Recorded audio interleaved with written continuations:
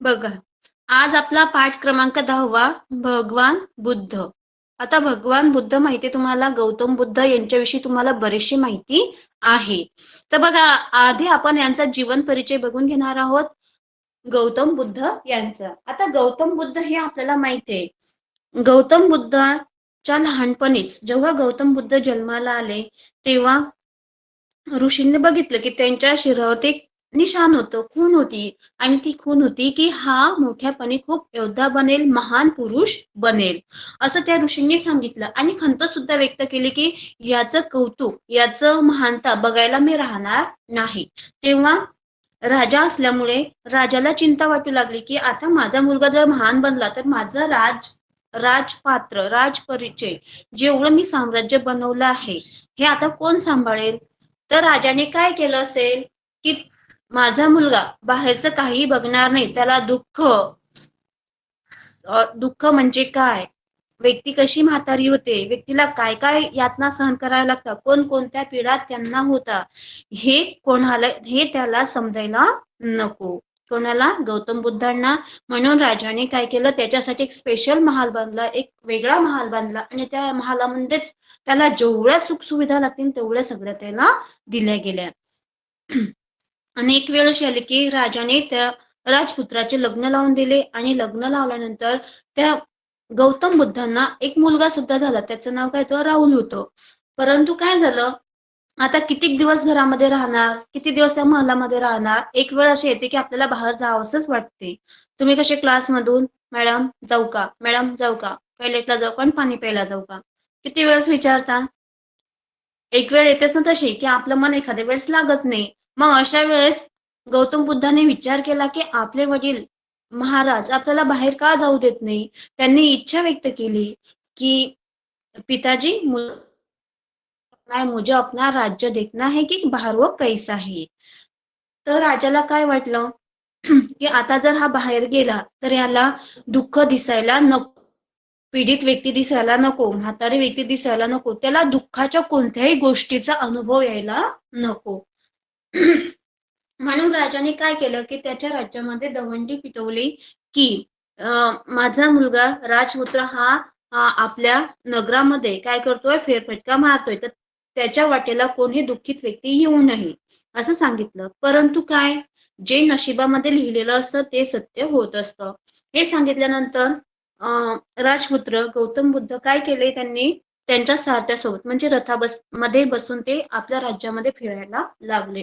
तेव्हा त्यांना सर्वप्रथम एक म्हातारी व्यक्ती दिसली आणि ती काठी टेकीत टेकीत चालत होती, काठी हाती काठी घेऊन चालत होती, वाकलेली होती, खूप थकलेली होती आणि खूप म्हातारी दिसत होती. मग गौतम बुद्धाने विचार केला आणि सारथ्याला विचारलं, जो रथ चालवायचा त्याला त्याला काय म्हणतात, सारथी. त्या सारथ्याला विचारलं की सारथी रुको और मुझे बताओ कि आदमी ऐसा क्यों है, ये ऐसा क्यों दिख रहा है. कारण राजपुत्राने आतापर्यंत अशा व्यक्तीला बघितलेलं नव्हतं आणि अशा गोष्टीचा त्यांना अनुभव सुद्धा नव्हता. मग त्या सारथ्याने सांगितलं की महाराज, ये तो जीवन की सत्य घटना है, जब व्यक्ति पैदा होता है तो उसका मृत्यु अटल रहता है. जी व्यक्ती जन्माला येते त्या व्यक्तीचा मृत्यू, अंतिम सत्य काय आहे तर मृत्यू.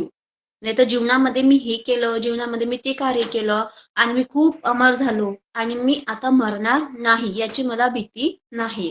असं कोणी आहे का की मी आता मरणार नाही, अजर अमर म्हणजे अमर असणे म्हणजे त्याला कधीच मृत्यू येत नाही अशी गोष्ट.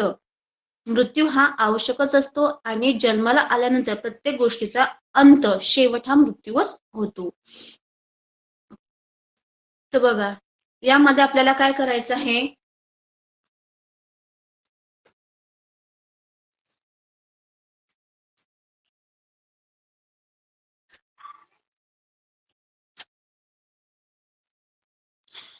नंतर त्या सारथ्याने त्याला सांगितलं की महाराज, हा एक म्हातारा व्यक्ती आहे आणि याचं वय झालेलं आहे आणि हा केव्हा मरेल हे सांगता येत नाही. नंतर आणखी थोडं पुढे गेल्यानंतर त्याला एक वयोवृद्ध म्हातारा एका रस्त्याच्या कडेला बसलेला दिसला आणि त्याला खूप दुःखाने वेदना होत्या आणि तो रडत होता. मग अशा गोष्टी राजाच्या मुलाने बघितल्या, राजपुत्र गौतम बुद्ध याने बघितल्या आणि त्याने परत सारथ्याला प्रश्न केला तुम्ही पण प्रश्न विचारता ना, मॅडम ये ऐसा क्यों होता है, मॅडम इसने ऐसा क्यों किया है, मॅडम यांनी असंच का केलं असेल, विचारता ना तुम्ही. व्हाय, व्हाय म्हणजे का, माहितीये ना. परत राजाच्या मनामध्ये प्रश्न आला, राजपुत्राच्या गौतम बुद्धांच्या मनामध्ये प्रश्न आला असा, की आता हा व्यक्ती असा का रडतोय आणि हा इथे का बसलेला आहे आणि एवढा रडत आहे. तेव्हा परत त्या सारथ्याने सांगितलं, महाराज हा आपल्या राज्यातील एकदम म्हातारी व्यक्ती आहे आणि याला खूप पीडा आहे, दुःख आहे, म्हणून हा रडतो आहे. ते ऐकल्यानंतर परत ते पुढे गेले आणि पुढे जात जात एक अंतिम यात्रा, अंत्ययात्रा माहितीये ना, व्यक्ती मेल्यानंतर त्याला चार लोक खांद्यावरती घेऊन जातात आणि हे त्यांच्या रस्त्यातून वाटेतून ते जात होते आणि तेव्हा सुद्धा राजपुताने प्रश्न विचारला की सारथी हे असं काय आहे, हे लोक या माणसाला त्यांच्या खांद्यावरती घेऊन कुठे आणि का जात आहे. तेव्हा सारथ्याने त्याच्या प्रश्नाचं उत्तर दिलं की महाराज आपल्या राज्यामध्ये हा या नावाची ही व्यक्ती होती आणि ती खूप वयोवृद्ध झाली होती आणि ती आता मरण पावलेली आहे, म्हणजे त्याचा अंतिम शेवट झालेला आहे. तेव्हा गौतम बुद्धांनी त्यांची मग बाहेर फिरण्याची इच्छाच झाली नाही, की बाहेर त्यांना किती किती प्रकारचं दुःख, सहन, यातना दिसलं, लोकांचं दुःख दिसलं. कोणी शेतामध्ये काम करत आहे, एवढ्या उन्हामध्ये काम करताय, त्यांचा घाम गळतोय. तर त्यांनी खूप सारे प्रश्न मनामध्ये गोळा झाले आणि अंतिम इच्छा त्यांनी व्यक्त केली की सारथी अभी मुझे अपने महल में ले चलो, अभी मुझे घूमने की इच्छा नहीं है, आता मला फिरण्याची इच्छा राहिलेली नाही. आणि ते ज्या वेळेस राजवाड्यात परत गेले तेव्हा गौतम बुद्ध हे ध्यानस्थ बसले, तर तेव्हा त्यांचे वडील राज राजा चिंतेत पडले आणि त्यांनी विचारलं की तू इथे असं का बसलेला ध्यानस्थ आणि तू काय विचार करतायस. तेव्हा गौतम बुद्धांनी विचारलं आणि त्याचं उत्तर दिलं. गौतम बुद्धांनी त्या गोष्टीचं उत्तर दिले की पिताजी अब मैं बाहर घूमने के लिए गया था तो मुझे बहुत सारे दुख यातना दिखाई पड़े, तो ये मुझे तो पता ही नहीं थे, जब मैं बाहेर गया तभी मुझे पता चला. तर आता मला या दुःखाचं काय करायचंय, कारण शोधायचे आणि हे दुःख माणसाला का निर्माण होतं. आणि आपलं शरीर माहितीये, आपण जन्माला आल्यानंतर एक शेवटची वेळ अशी येते आणि ती सत्य घटना आहे की आपला मृत्यू होतच असतो. मग आपलं जीवनक्रम कोणाचं किती असेल, कोणाचं किती असेल आपल्याला सांगता येत नाही. कोणी किती वर्ष जगेल माहिती असते का, आणि आपल्याला याचा अंदाज नसतो. आपण माहितीये आपण चौथीमध्ये आहोत, तर आपल्याला चौथीची परीक्षा दिल्यानंतर आपण पाचवीमध्ये जाणारच. माहितीये तुम्हाला, पाचवीची दिल्यानंतर सहावीमध्ये, सहावीमध्ये दिल्यानंतर सातवीमध्ये आणि अंतिम नववीमध्ये असताना तुम्ही दहावीची परीक्षा देणार आणि त्या परीक्षेमध्ये तुम्ही पास होणारच, हे तुम्हाला माहितीये. हम्म. परंतु आपल्या जीवनाची परीक्षा कशी असते, आपलं जीवन कसं आहे, आता आपल्याला कोणती परीक्षा द्यायची आहे हे आपल्याला माहिती असते का, नाही. त्यामध्ये काय म्हणतो आपण, पाप पुण्य, आपलं कर्म, आपले कर्म जसे असले तसे आपल्याला फळ मिळते. तर आपण नेमकं आपल्या जीवनामध्ये कोणती परीक्षा देतात, शाळेमध्ये आहे तर आपल्याला माहिती आहे की आता मी चौथीमध्ये, मी चौथीची परीक्षा दिल्यानंतर मी पाचवीमध्ये जाणारच आणि त्या परीक्षेमध्ये कोणते प्रश्न येतील, आपण शिकलेल्या भागावरतीच येतील हे माहिती आहे. परंतु आपल्या जीवनाचा अभ्यास आपल्याला असतो का, भूतकाळ, भविष्यकाळ आणि वर्तमान काळ हे आपल्याला माहिती नसते. भूतकाळामध्ये घडलेल्या घटना आपण साठवून ठेवतो आपल्या मनामध्ये की नाही, मी तिसरीमध्ये होतो तेव्हा मला संस्कृत विषय समजत नव्हता, परंतु आता मला समजतो. काय झालं, ती भूतकाळामध्ये घटना घडून गेली होती आणि त्याचा तुम्हाला अनुभव आलेला होता. आता भविष्यामध्ये तुम्ही सांगणार का की नाही मी आता इंग्लिशचा अभ्यास करेल आणि मला जे इंग्लिशमध्ये टेन्स आहे, मॅडम जे इंग्लिशचं ग्रामर शिकवत आहेत ते मला यायलाच पाहिजे, भविष्यामध्ये यायलाच पाहिजे. तर तोपर्यंत तुम्ही प्रयत्न करू शकता भविष्य काळामध्ये, पण मागे जी गोष्ट घडून गेली, होऊन गेली भूतकाळामध्ये, यामध्ये सुद्धा आपण बदल करू शकतो. परंतु आपल्या जीवनाची परीक्षा आपल्याला माहिती नसते की आता आपल्याला कोणत्या प्रसंगांना, कोणत्या समस्यांना, कोणत्या संकटांना सामोरं जावं लागेल, कधी सुख कधी दुःख येईल हे आपल्याला माहिती नसते. त्याचप्रमाणे गौतम बुद्धांना सुद्धा असे अनेक प्रश्न पडले आणि त्यावेळेस त्यांच्या मनात आलं की आपल्या शरीर जर नाशवंत आहे तर आपणच आपल्या शरीरावरती प्रेम का करायचं, आपणच आपल्या शरीराचे लाड का पुरवायचे. हम्म. आपण करतो ना, नाही मला हा ड्रेस घ्यायचा आहे, मला स्कूलमध्ये जायचंय, स्कूलमध्ये टिफिन मध्ये मला हेच पाहिजे आहे आणि मला गावाला जायचंय, मला खूप वेळ झोपून राहायचं आहे, मला झोपच लागते, मला सकाळी जागच येत नाही, स्कूलमध्ये यायचं ही आठवणच नाही. अशा आपल्या मनामध्ये खूप सारे प्रश्न असतात. परंतु आपलं शरीर कसं आहे, एक वेळेस नाशवंत होणार आहे, म्हणून आपणच आपल्या शरीरावरती का प्रेम करायचं, असं गौतम बुद्धांच्या मनामध्ये आलं. आपलं शरीर नाशवंत असेल तर त्याचा काही फायदा नाही. तर आपण त्या शरीराचा काय करायला पाहिजे, उपयोग करून घ्यायला पाहिजे. जोपर्यंत आपल्याला ही मनुष्य जीवन मिळालेलं आहे त्याला आपण सत्कर्मी लावायला पाहिजे. हे विचार त्यांनी त्यांच्या वडिलांना सांगितले, महाराजांना सांगितले. आणि राजपुत्रच्या प्रश्नाचं उत्तर म्हणून राजा बोलला की आपलं शरीर हे नाशवंत आहे आणि आपण काय करायला पाहिजे, आपण आपल्या इच्छाप्रमाणे जगायला पाहिजे, परंतु तू त्या गोष्टीवरती लक्ष देऊ नको. तरी सुद्धा गौतम बुद्धांच्या मनाचं काय झालं, समाधान झालेलं नव्हतं. एक वेळ अशीच गेली, त्यांचं लग्न झालेलं होतं, त्यांना मुलगा होता, परंतु त्यांनी मनामध्ये त्यांचे विचार चालूच होते ना की आपल्या याच्यामध्ये एवढे दुःख यातना लोकांना का सोसाव्या लागतात. खूप विचार करून करून एक दिवस असं झालं की मध्यरात्री त्यांनी काय केलं, घरातून पळ काढला आणि ते दूर रानात जंगलामध्ये निघून गेले. आणि तिथं साधू ऋषी यांच्यासोबत ते राहू लागले. आणि तिथेच त्यांनी काय केलं, त्यांनी खूप खूप खूप अध्ययन म्हणजे मनन चिंतन करून त्यांनी त्या प्रश्नांचे समाधान केलं की जगामध्ये असंच दुःख का राहते, कोणाला एवढे यातना का होतात. भूतदया म्हणजे प्राणी मात्रावरती काही लोक प्रेम करत नाही. त्यांचे राजा महाराजा आपण बघितलं, ते काय करताय, प्राण्यांची शिकार करताय, जंगली प्राण्यांची शिकार करताय, पक्ष्यांची शिकार करताय. हे असे का करताय, मूक प्राण्यांना, मूक म्हणजे ज्यांना बोलता येत नाही अशा पक्ष्यांना त्रास. हे सगळं गुण त्यांना बघायचं होतं, त्यांना ते काढायचं होतं, त्यातून त्यांना अध्ययन करून घ्यायचं होतं, समजून घ्यायचं होतं. समजते का तुम्हाला मी काय बोलते तर, Vinay? Yes ma'am. Chandravel? Yes ma'am समजलं. ओके. तर आपल्याला काय बघायचंय, गौतम बुद्धांचं जीवन परिचय आणि त्यांची भूतदया ते कसे होते हेच आपल्याला पाठामध्ये जाणून घ्यायचं आहे. या पाठाचं तुम्हाला काय करायचंय, घरी वाचन करायचं आहे आणि त्याचे शब्दार्थ सुद्धा लिहून घ्यायचे आहेत. शब्दार्थ लिहून झाल्यानंतर शब्दार्थ पटापट पटापट तुमचे लर्न व्हायला पाहिजे. करताय ना घरी अभ्यास तुम्ही सर्व मुलं? या 10 नंबरच्या पाठाचे हो, मी देईल तुम्हाला, ते लिहायचे आहेत. Yes ma'am. मॅम तर तुम्हाला समजलं का गौतम बुद्धांचा कसे होता? कसे होता? आपण पाठाचं वाचन करून घेऊ. तुम्ही फक्त शांततेत ऐका, नंतर घरी तुम्ही वाचन करा आणि शब्दार्थ लिहून घे जा. बघा, चित्रामध्येच आपल्याला दिसते की हा गौतम बुद्ध आहे आणि हा राजा आहे. या राजाने या हंसाची काय केलेली, शिकार केलेली आहे. हा बाण इथे पडलेला दिसतो. इथं वेगवेगळे चिमण्या वगैरे आपल्याला उडताना दिसतात. मागे हरण आहे ना. खूप सारं जंगलामधलं दृश्य इथं दाखवलेलं आहे.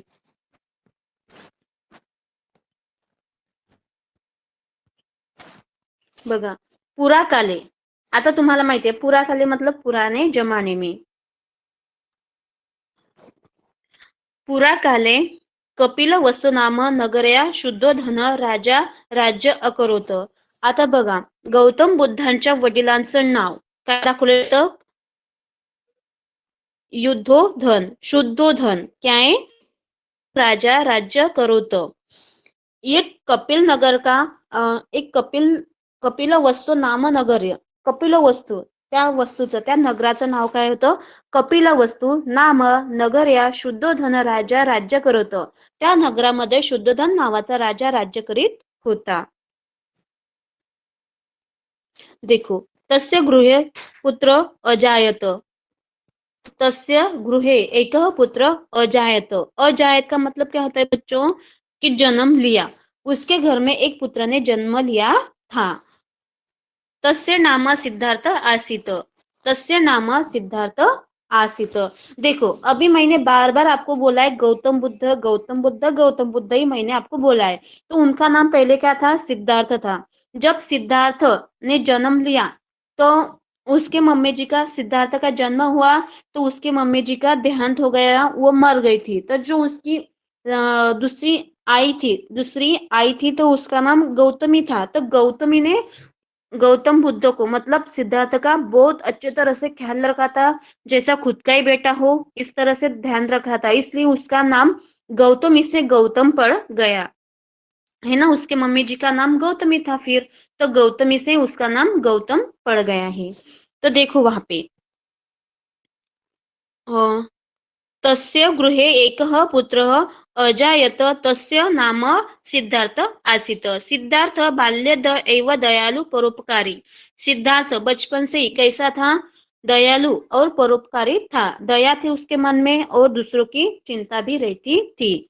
तस्य मनसे दया करुणाच आसीत। उसके मन में दया करुणा ही थी। प्राणीषु सह प्राणीषु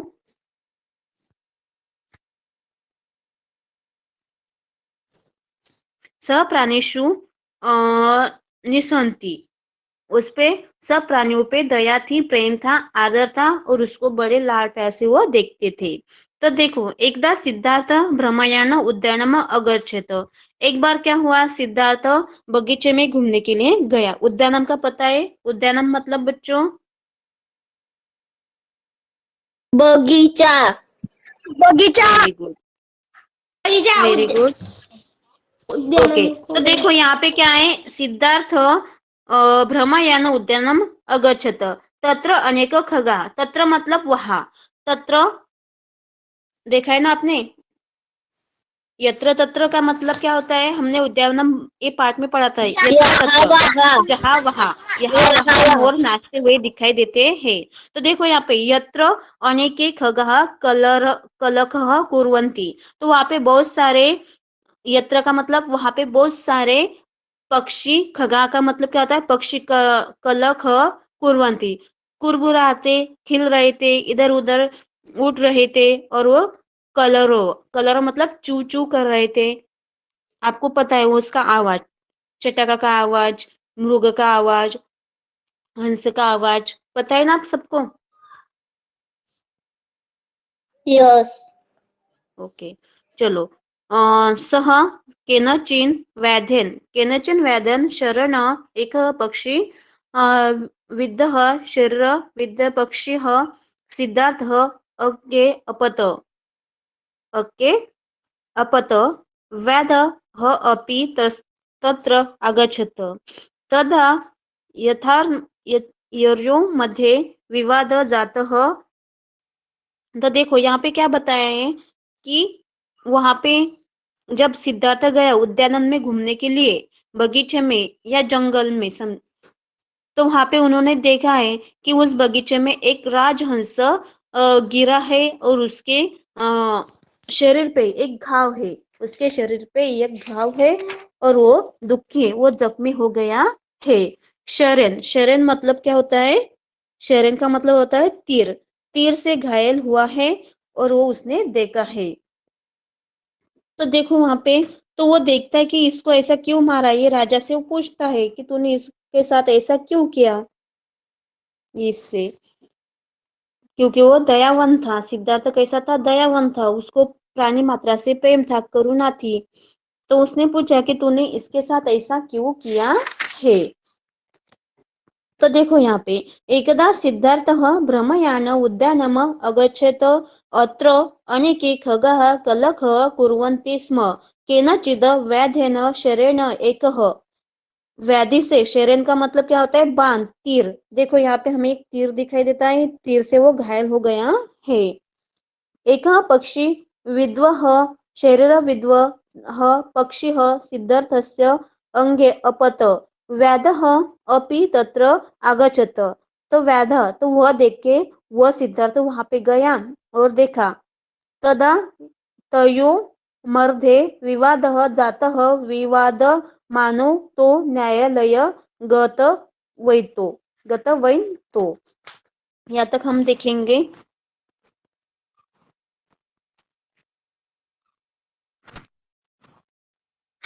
देखो यहाँ तक हमने पढ़ा है, उसके आगे का हम बाद में देखेंगे। तो मैं क्या बघा, इथपर्यंत झालं आपलं पूर्ण। तर आता याच्या पुढचं तुम्हाला काय करायचं आहे, मी तुम्हाला प्रश्न उत्तर हा पाठ वाचायला देणार आहे आणि या पाठाचे तुम्हाला काय करायचं आहे, ज्यांच्याकडे जर पुस्तक नसेल संस्कृत विषयाचं तर त्यांनी हा पाठ पूर्ण लिहून घ्यायचा आहे आणि त्याचे शब्दार्थ सुद्धा लिहायचे आहेत। शब्दार्थ लिहून झाल्यानंतर ते तुम्हाला पाठ करायचे आहेत। मॅम ज्यांच्याकडे बुक आहे ते नोटबुक मध्ये पूर्ण लिहायचंय का? नाही, त्यांनी लिहू नका. ज्यांच्याकडे संस्कृत विषयाचं बुक नाही ना त्यांनी लिहा. मग ते कसं एकदा लिहिल्यानंतर तुम्हाला ते वाचायला मिळेल. नेहमी तुम्ही परत व्हिडिओ बघणार का? नाही. तर ते काय करायचं, तुम्ही एकदा लिहून घ्यायचं म्हणजे ते तुम्हाला वाचन करता येईल परत. आणि नंतर जे शब्दार्थ आहे ते शब्दार्थ सुद्धा तुम्हाला लिहून घ्यायचे आहेत.